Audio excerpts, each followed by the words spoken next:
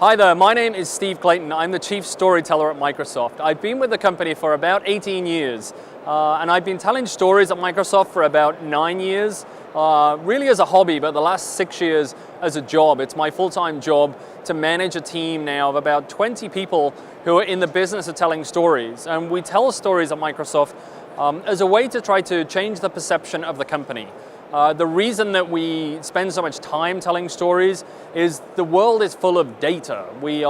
By the time you wake up in the morning, you've been bombarded with 20 gigabytes of data. Radio, TV, webcasts, newspapers, but data really doesn't, people don't remember data, they remember stories. So we're in the business of creating great stories that people will remember and retell. That's why we do stories at Microsoft. I think startups can learn a number of things from Microsoft about storytelling. The first one would be risk, having an appetite for risk.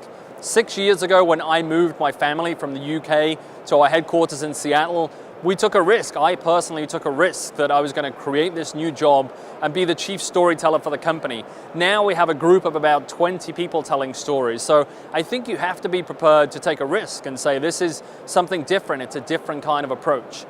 The second, I think, is really one of the things we've learned is that to tell a story, you have to take down some of your defenses. You have to tell a true story. To be a great story, it has to be authentic. It has to have ups and downs and pitfalls, and it has to really sort of go behind the scenes of a story to be a true, great story. So I think those are two of the key things. The other is to find great storytellers. The great storytellers in your organization are going to be the people who are passionate, who are fans, who've been there from the start. So those are the people that you really need to look at. Not always the person who is running the company, not always the CEO, not always the CTO. It could be a more junior member of the company who is just a great storyteller, who's incredibly passionate about telling the story of your company. And I think those are three things that startups can learn from Microsoft about storytelling. I think it's very simple why startups, why any organization should invest in telling stories. It's because as a species, as humans, we learn story. We are in a world now where we are bombarded with information, but the thing that people remember is stories. When you go to a bar this weekend, when you go for dinner with your friends, they'll tell you a story. They'll tell you a story about a great movie that they saw. They'll tell you about a great vacation that they went on. They'll tell you a story about a book that they read. People are designed to consume and retell stories.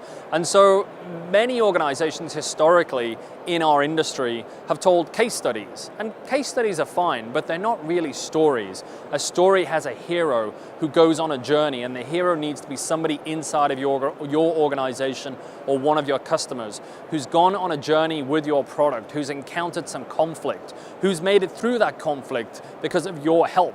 And so that really is the essence of great stories, is that people remember stories, they retell stories, and stories can help to build your brand. The major instruments in the world of storytelling, typically people think about digital instruments. So we think about blogging, we think about websites. And those are certainly instruments that you need to have. You need to have great writing talent to be able to tell stories. But it's no surprise in the world that we operate in, and startups will know this. Two of the most prolific startups in the world is Instagram and Pinterest. And the reason for that is that visuals tell a story. In the world that we live in, the adage that we have all heard of a picture tells 1,000 words. A picture now tells many, many thousand words because again, we are bombarded with information.